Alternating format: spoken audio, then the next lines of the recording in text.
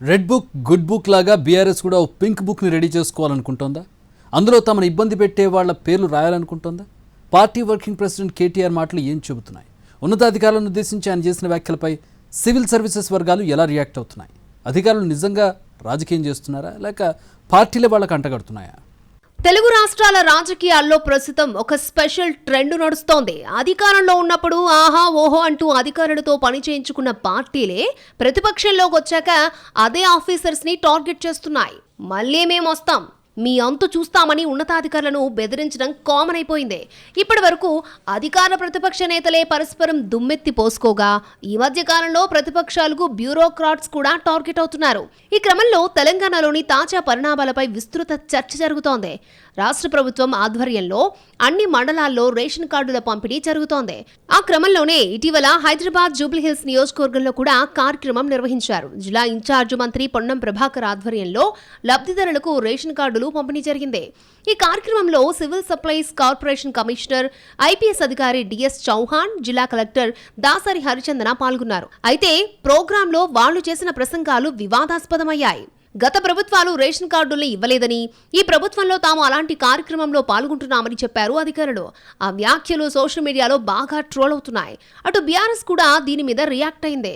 Civil supply commissioner, Hyderabad collector మాట్లాడిన మాటల్ని తప్పుపట్టారు BRS working president KTR. తమ హయాంలో రేషన్ కార్డులే ఇవ్వలేదంటూ కొందరు ఐఏఎస్లు అబద్ధాలు చెబుతున్నారని, వారి హోదాకు రాజకీయాలు మాట్లాడడం తగదని కేటీఆర్ అన్నారు. మరో 2.5 ఏళ్లలో తాము తిరిగి అధికారంలోకి వస్తామని, అప్పుడు అందరి లెక్కలు సరిచేస్తామని హెచ్చరించారు కూడా. పోలీసులు సైతం అధికార పార్టీ నేతల ఆదేశాలు పాటిస్తూ బీఆర్ఎస్ శ్రేణులపై దౌర్జన్యానికి దిగుతున్నారని, ఇది ఎంతో కాలం నడవదన్నారు కేటీఆర్. గతంలో సిరిసిల్ల కలెక్టర్ సందీప్ కుమార్ ఝాపై కూడా తీవ్ర వ్యాఖ్యలే చేశారాయన. అంతకుముందు లగచెర్లలో భూసేకరణ వివాదం జరిగినప్పుడు కూడా ఐఏఎస్ అధికారుల్ని టార్గెట్ చేశారు బీఆర్ఎస్ వర్కింగ్ ప్రెసిడెంట్. అయితే ఇక్కడే సరికొత్త చర్చ స్టార్ట్ అయింది.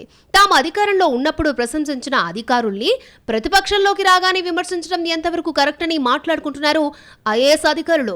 అప్పుడు వాళ్ళే ఇప్పుడు వాళ్ళే అలాగే పనిచేస్తున్నారు. మరి మారిందెవరో ఒక్కసారి వెనక్కి తిరిగి చూసుకుంటే మంచిదన్న డిస్కషన్ నడుస్తోందట ఆఫీసర్స్ సర్కిళ్లలో. అందుకు కొన్ని ఉదాహరణలు కూడా చూపిస్తున్నారు. ఇప్పుడు ఏ దాసరి హరిచందన్ అయితే కేటీఆర్ విమర్శించారో అదే ఆఫీసర్ని బీఆర్ఎస్ అధికారంలో ఉన్నప్పుడు ప్రశంసించారు. నారాయణపేట కలెక్టర్గా ఉన్నప్పుడు ఆమె చేసిన పనులకు గుడ్ మార్క్స్ ఇచ్చారు అప్పట్లో. అలాగే డిఎస్ చౌహాన్ రాచకొండ పోలీస్ కమిషనర్గా ఉన్నప్పుడు ఆయన్ని కూడా మెచ్చుకున్నారు నాటి బీఆర్ఎస్ పాలకులు. మరి అప్పుడు బాగున్న అధికారులు 2 ఏళ్లలో ఎలా చెడ్డవాళ్ళయ్యారు? మార్పు జరిగింది ఎటువైపు అర్థం చేసుకోవాలంటున్నారు ఆఫీసర్స్. దీనిపై అధికార పార్టీ కూడా రియాక్ట్ అవుతోంది. అధికారం కోల్పోయేసరికి బీఆర్ఎస్ నేతలకు దిక్కుతోచక అధికారులను దూషిస్తున్నారని అంటోంది కాంగ్రెస్. తాము పవర్లో ఉన్నప్పుడు ప్రశంసించి అధికారం కోల్పోయాక విమర్శించడం బీఆర్ఎస్ నేతలకు తగదనే చర్చ సివిల్ సర్వీసెస్ వర్గాల్లో కూడా నడుస్తోందట.